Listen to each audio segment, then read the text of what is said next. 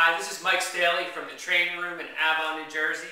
Today I'm just going to go over a couple of common mistakes that are seen in the kettlebell swing. Alright, just going to kind of go down a list of things that we see here, we try to avoid, and try to get people to correct. So, first mistake, very common, is the kettlebell. People start with the kettlebell in too close to their body. You want to start with the kettlebell out in front of you, so you can hike it back sufficiently. Alright, so kettlebell out in front, always address the kettlebell. It's about, about 10 to 12 inches from your feet. And the first motion would be a hike back. Alright, so start with the kettlebell out in front so you can efficiently hike it back between your legs to initiate the swing. Okay, load up the glutes and the hamstrings, posterior chain of the body.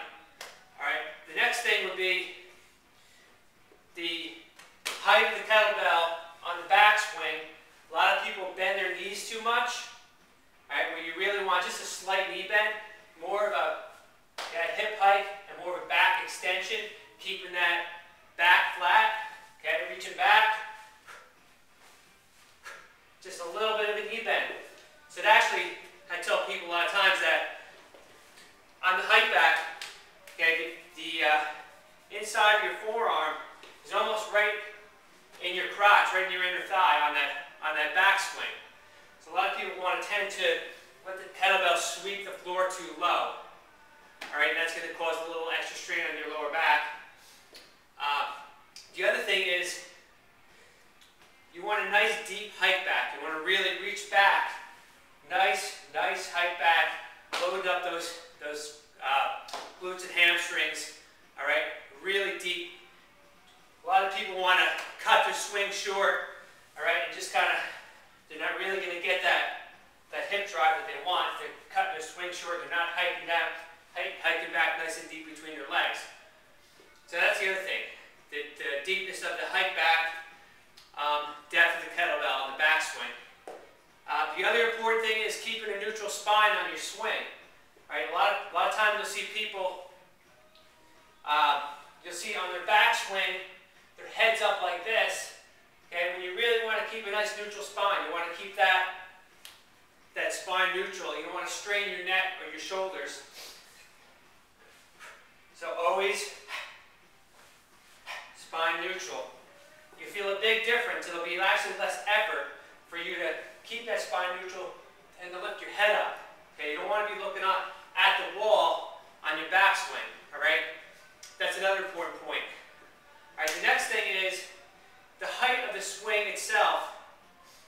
You see a lot of overhead swings, which is fine if you could do it safely, but what we see a lot too, somebody swinging the bell too high over their head, they're also leaning back, okay, causing a little too much hyperextension of the back. So you want to keep that